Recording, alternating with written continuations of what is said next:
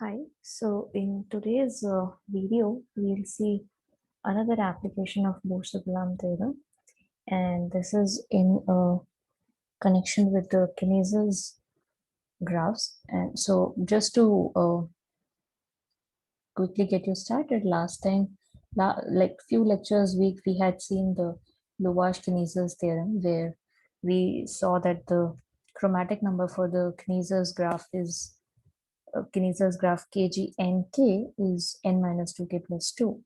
And there we had used the Bohr-Suglam theorem to get the result. Here we have a theorem called Dolnikov's theorem, which is in some sense a generalization of what Kinesis theorem is.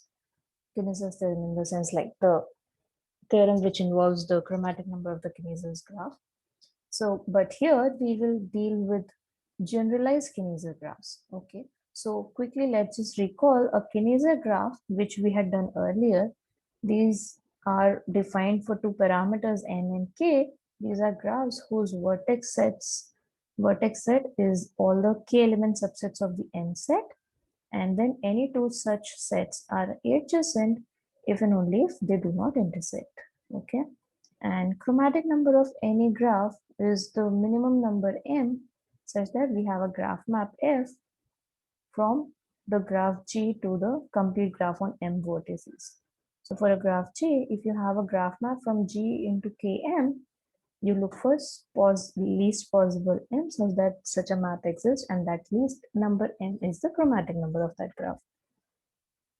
So keeping this in mind, we see how we can generalize these, and the generalization is fairly simple. So all you have to remember here from this generalization is that vertex set was a family of subsets of the set n. Okay, so this particular set is some particular subset of the power set of n, right? Now we define it for any subset system. So what we say here is, let's say X is any finite ground set and F be any subset of the power set of X.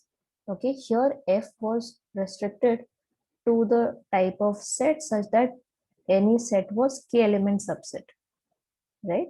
We are relaxing that condition and saying that F is any subset system of the power set of X.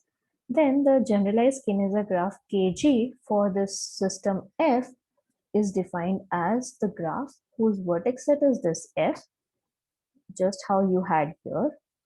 And now any two elements in this vertex set are adjacent if and only if they do not intersect. So this remains same as it is. All we are saying is that the condition on the calligraphic f has been relaxed.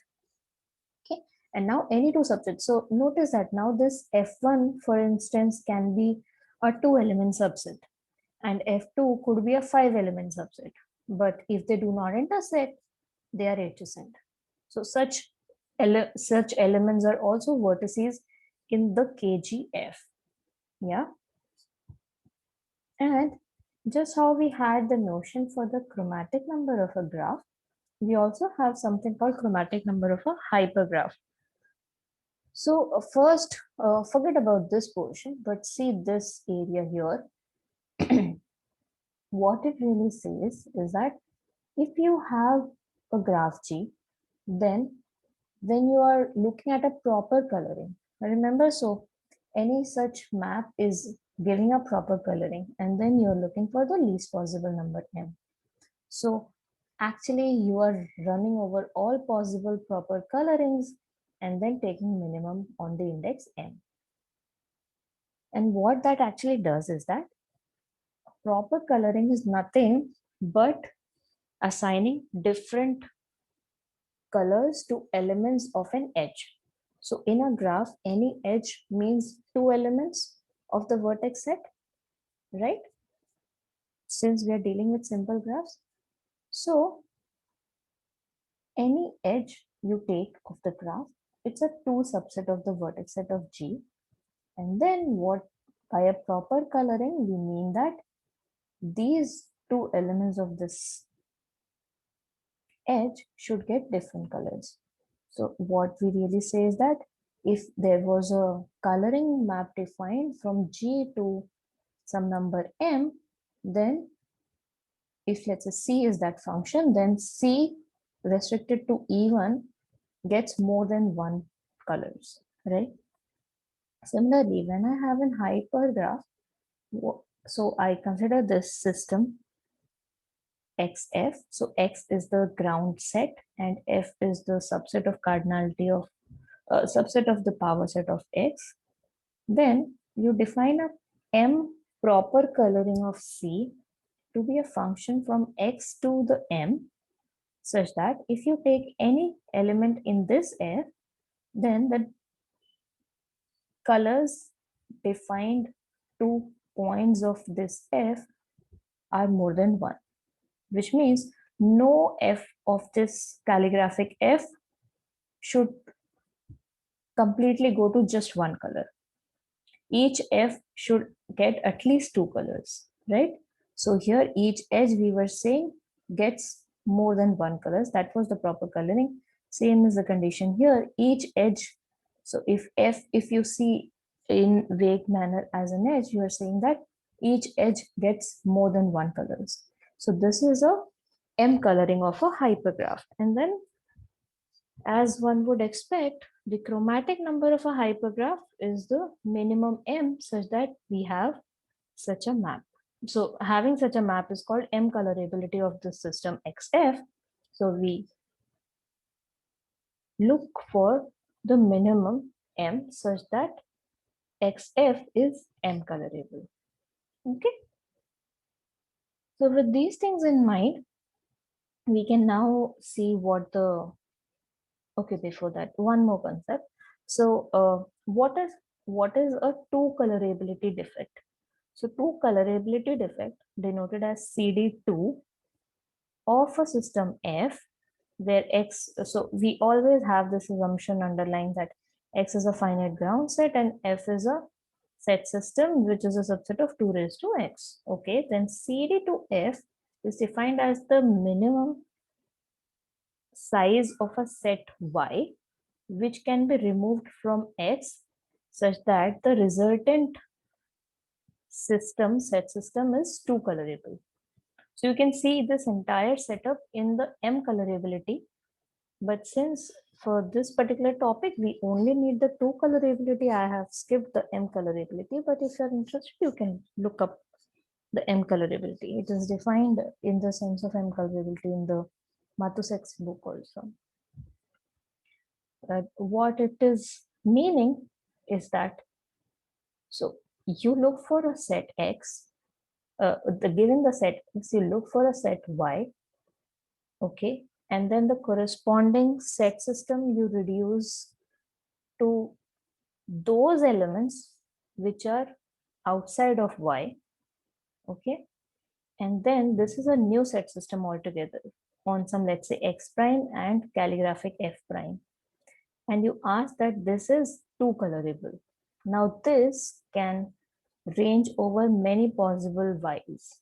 So what is the smallest possible Y which needs to be removed from X such that the new set system is two colorable? That is the colorability defect. Okay, so if you want to understand this pictorially, it means that the set X, you want to assign three colors, let's say red, blue, and white. Okay, such that no set of F is completely red, not completely blue, but it can be completely white. Not completely red because of this condition, not completely blue precisely because of this condition, but can be completely white for this reason. So then what you really ask when you say CD2 is that what is the least number of white points that are required which can be removed. Okay, so that this becomes two colorable. So with this, now we can see the Dolnikov's theorem. It says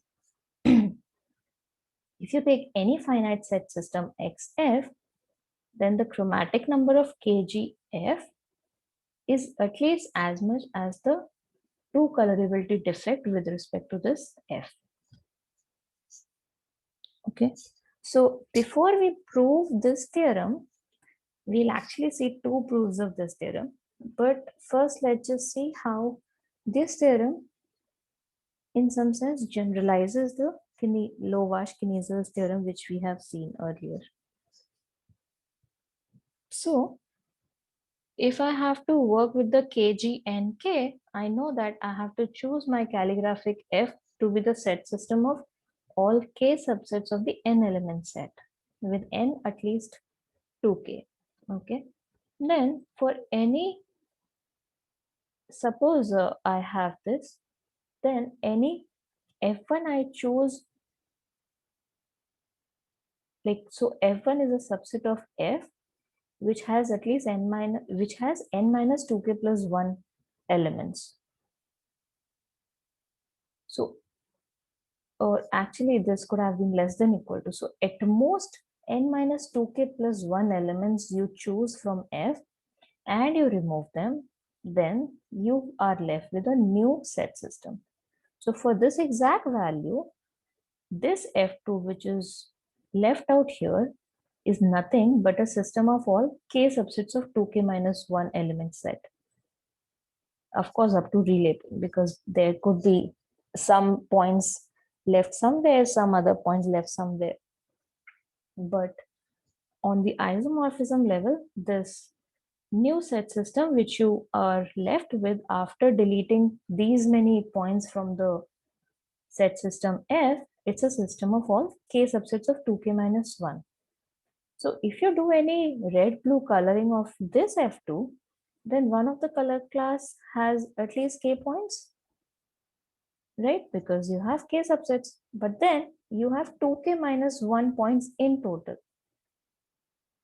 That is why at least one class has K points, and once the color class has K points, you already know that there is a K element subset here, which is having all the colors as same. So it's a monochromatic K element set, right? Which means it is contradicting this part.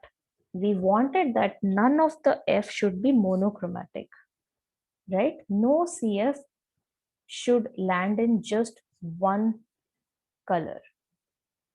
So CF I wanted to be bigger than 1 for every F, but now here, sorry, but now here I have a K element set, all of whose elements are given the same color.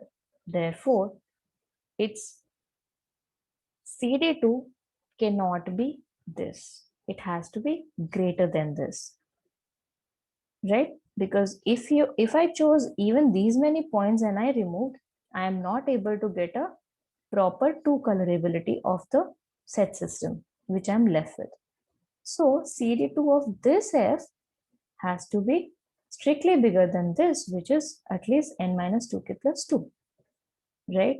So if I assume the Dolnikov's theorem, which says that the chromatic number of KGF is greater than or equal to CD2 of F, then for this particular F, I can see that CD2 being greater than or equal to n minus 2K plus 2. So chromatic number of KGF is n minus 2K plus 2, or rather KG and K. So Dolnikov's theorem is generalizing the Lovász-Kniezer's theorem. But so now we can see the proof of the Dolnikov's theorem. So suppose D is this number chi. So chi denotes a chromatic number, chi of Kg of F. Now, as in the proof of Lovász-Kniezer's theorem, which we did few weeks back, we identified the set system F with a point set X in the SD, which are in general position, which means no D plus 1 points lie on any equator. Okay, and now for any point in SD, we would assign X to go to AI if the open hemisphere H of X contains NF which has color I. Okay, this all is from the previous proof which we had done earlier. So this entire structure is old. Any X in ST goes to AI such that, so in some sense we are defining AI to be those points X such that the open hemisphere HX contains at least one element F which has color class, which has a color I. Okay, so since I am assuming that the chi is D, I have exactly D many such points, D many such sets AI, and each of these AIs is open. All that we have done, set A D plus 1 to be SD minus union of AIs. Okay, then this being open and this then is its complement, so then AD plus 1 is closed. So then with the not the LSO but the modified version of LSO combination LSC, which was there as an assignment problem also, we get that there is an I such that a pair of antipodal points belongs to that particular AI, right? Now, as we have already seen that this I cannot be anything from 1 to D, because otherwise you would have that for any, so for that particular smaller level of I less than equal to D, the HX and H of minus X will have the same colors, which would give a contradiction. So I know that I is equal to D plus 1. Because we have exactly D plus 1 sets, I cannot be anything from 1 to D. So I is D plus 1. Now, once this is there, and I know the antipodal points belongs to this set. So X and minus X belongs to AD plus 1, to this particular set. So the hyperplane HX, which you get, assign all the points here as red, right? All the points in H of minus X, whatever are there from the set X, you assign blue color to those. And then whatever are the common points, common or rather you say the sort of equator points, the closure you take of both the hyperplanes and the intersection, let's say X tilde, then you assign white color to all these points. Then I already know that the points of X are put in as the general position. So no D plus 1 points can lie on equator. So at most D points can lie on the equator, which means the color white is given to at most D many points. So at most D white points are there on X tilde. Therefore, the color defectivity of F is less than equal to D, but D was the chromatic number as we started with. Therefore, the Dolnikov's theorem follows. There is one more proof which I will show you here for the Dolnikov's theorem.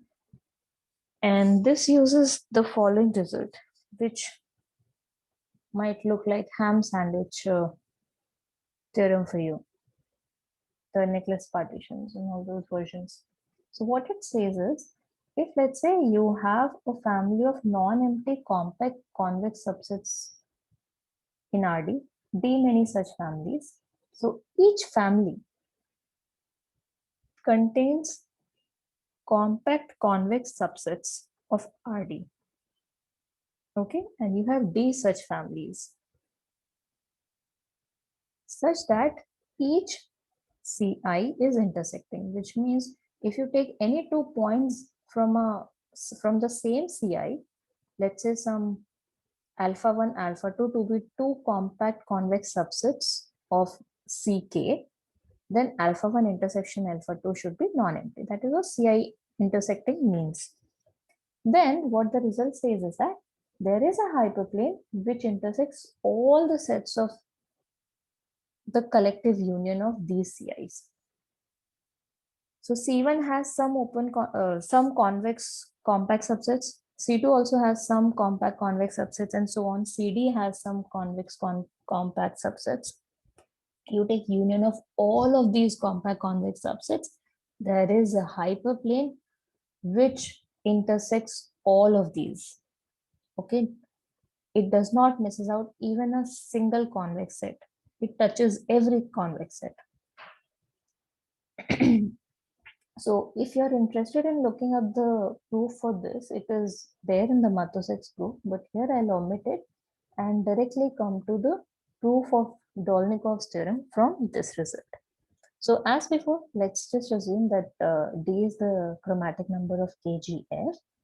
Then if D is the chromatic number, then automatically the vertex set of KGF is partitioned into D subsets, right? So let's say F1, F2, Fd. So each of these are sort of subset systems. And so these are partitioned as color classes, right? So all the elements of F1 gets the same color, all the elements of F2 get the same color. So if let's say I stick to F1 and I take two elements G1 and G2, okay, so I know if they belong to the same F1, then G1 and G2 are getting the same color. But recall, when can two elements get the same color? When they are not adjacent, right? And when are they not adjacent? When they intersect, because edges in the KG are always put if and only if the elements do not intersect. So F1 is adjacent to F2 if and only if F1 intersection F2 is empty. So if two elements are getting the same color, which means they are not adjacent and hence they are intersecting. So given, oops. So given any two points in the same Fi, they intersect. Okay. So with this, all these Fis, I now we take the ground set X and place its points in Rd in a general position. Okay. So general position here then again means that no D plus 1 points lie on a common hyperplane. Right?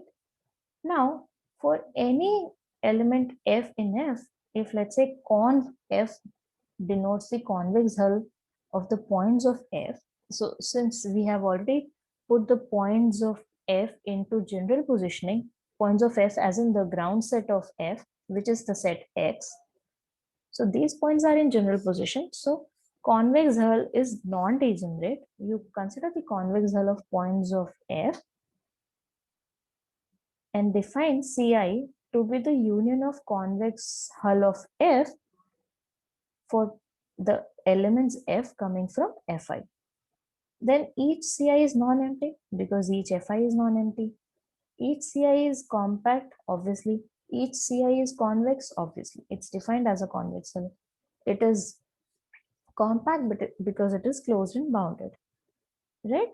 Each F has finitely many points. So then each Ci satisfies the hypothesis of the result 1.